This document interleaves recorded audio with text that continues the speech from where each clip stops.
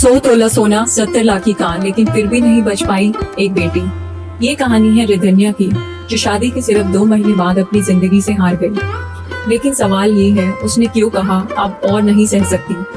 27 वर्षीय रिधन्या की शादी अप्रैल 2025 में एक राजनीतिक परिवार में हुई थी। शादी में उसका परिवार सब कुछ ले आया, 100 तोला सोना, 70 लाख की वॉल्वो कार, महंगे तोहफे। लेकिन ये दहेज उसके लिए ढाल नहीं, एक बोझ बन गया, क्योंकि कुछ ही हफ्तों में शुरू हो गया था उसका मानसिक शोषण। पति, सास और ससुर उस पर और दहेज लाने का दबाव बना रहे थे। वह हर दिन टूट रही थी, लेकिन किसी को बताने से डरती थी। फिर आया 29 जून का दिन, जिस दिन वह मंदिर जाने के बहाने निकली और कभी वापस नहीं लौटी। उसने अपने पिताजी को 7 व्हाट्सएप कॉल भेजे। मैं अब नहीं झेल सकती, आप और माँ मेरी दुनिया थे, मुझे माफ कर दो। जिसमें उसने कहा, पापा ये सब नाटक कर रहे हैं, मुझ पर शक मत करना। पुलिस ने मौके पर रिधन्या को मृत पाया। उसने सल्फास की गोलियां खा ली थी। पति, सास और ससुर को गिरफ्तार किया गया। उन पर आत्महत्या के लिए उकसाने और दहेज उत्पीड़न का केस दर्ज है। लेकिन क्या सिर्फ गिरफ्तारी से न्याय मिलेगा? रिधन्या ने अपने पिताजी को जो व्हाट्सएप कॉल मैसेज भेजे, उसमें वह कहती है, केविन और उसके माता पिता ने मुझे शादी के लिए फंसाने की साजिश रची थी। मैं उनकी रोजाना की मानसिक प्रताड़ना सहन नहीं कर पा रही हूँ। मुझे नहीं पता मैं इस बारे में किससे बात करूँ। कुछ लोग चाहते हैं कि मैं समझौता कर लूं। उनका कहना है कि जिंदगी ऐसी ही होती है। वो मेरे दर्द को नहीं समझ पाते। शायद आपको भी लगे कि मैं झूठ बोल रही हूँ, लेकिन ऐसा नहीं है। हर कोई यहाँ नाटक कर रहा है और मुझे नहीं पता कि मैं चुप क्यों हूँ या मैं ऐसी क्यों हो गई हूँ। लेकिन मैं जिंदगी भर आप पर बोझ नहीं बनना चाहती। आप लोगों ने मेरे लिए बहुत कुछ किया है। मुझे ये जिंदगी बिल्कुल पसंद नहीं है। इसके आगे भी वो बाकी की ऑडियो मैसेज भेजती है, जिसमें वो कहती है, मुझे मानसिक रूप से प्रताड़ित कर रहे हैं वे लोग, यानी केविन मुझे शारीरिक रूप से यातना दे रहा है। मैं अपनी जिंदगी जारी नहीं रख सकती। आप और माँ मेरी दुनिया है। मेरी आखिरी सांस तक आप मेरी उम्मीद रहे हैं, लेकिन मैंने आपको बहुत दुख दिए हैं। आप इसे खुलकर बता भी नहीं पा रहे हैं। फिर भी आप मुझे इस हाल में नहीं देख सकते हैं। मैं आपके दर्द को समझ सकती हूँ। मुझे माफ कर देना पापा, सॉरी। ये बातें वो कहती है। शादी के महज 2 हफ्ते बाद वे अपने मायके जाती है। ताजी उनसे पूछते हैं कि क्या बात हुई, तो वो चिल्लाते हुए कहती है, पापा मैं फिजिकली और मेंटली टॉर्चर हो चुकी हूँ। ताने मारे जाते हैं मुझे घर के अंदर। बार बार कहा जाता है, तुम्हारे पिताजी ने दहेज कम दिया है। इतने पैसों में क्या होगा? दहेज कितना कम दिया है क्या? 70 लाख की वॉल्वो कार, 100 तोला सोना, बारातियों को भी सिक्के दिए गए। लेकिन ये जो लालच है, जो भूख है, वो खत्म नहीं हो रही। और उस खत्म नहीं होने की वजह से जो वो शैतान है, जो घर में नई आई बेटी, नई आई दुल्हन को नोचना शुरू कर देते हैं, उसके दिमाग में बार बार ये डाला जाता है, ये कोसा जाता है कि तुम्हारे परिवार ने किया ही क्या।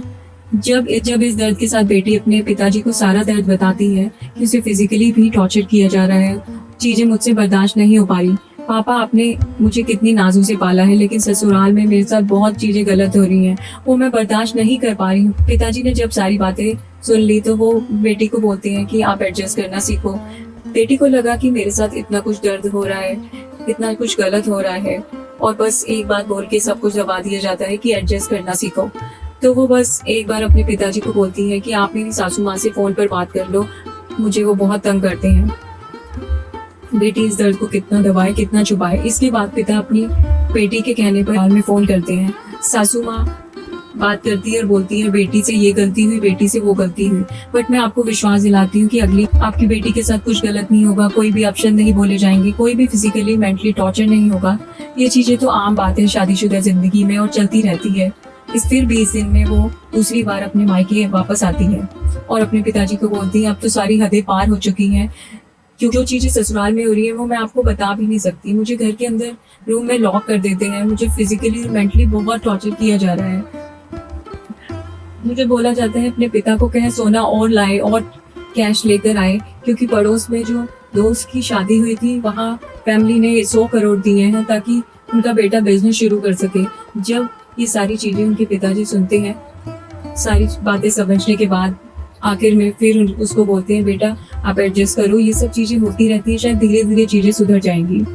वो बिल्कुल हार चुकी होती है। अपने पिता को दर्द बता रही है। अपने पिता भी जाने को बोल रहे हैं, माता जी को बता रही है, माता जी भी जाने को बोल रही हैं। तो वो सोचती है कि इस शब्द एडजस्ट करने के चक्कर में क्यों ना वो दुनिया ही छोड़ दे, जिससे दोनों फैमिली आराम से एडजस्ट कर सके। तमाम माता पिता जो इस वीडियो को देख रहे हैं उन्हें समझना पड़ेगा कि पैसों की बदौलत अगर आप खुशी खरीदना चाहे तो वो कितने दिन टिकेगी। तभी बेटी को टॉर्चर ही किया जाएगा। उस पहली चिंगारी के साथ तमाचा मार कर उस लड़की को उस घर से निकल जाना चाहिए, ताकि वैसे परिवार में सोचिए अगर आपकी बेटी जा भी रही है तो कितने दिन तक रह पाएगी। शैतानों का घर है जिसने सिर्फ और सिर्फ उस बेटी को खाया ही है। अभी जो चीजें हैं भले साउथ इंडिया में हो रही है, भारत में हर साल हजारों महिलाएं दहेज उत्पीड़न की शिकार होती हैं। कानून है IPS 498 डॉरी प्रोहिबिशन एक्ट, पर इनका पालन कहाँ होता है। आज आपसे एक विनती है, अगर आपके आसपास कोई बेटी बहन दोस्त किसी दबाव में है तो उसकी आवाज सुनिए, क्योंकि आवाज दबे उससे पहले हम बदल सकते हैं।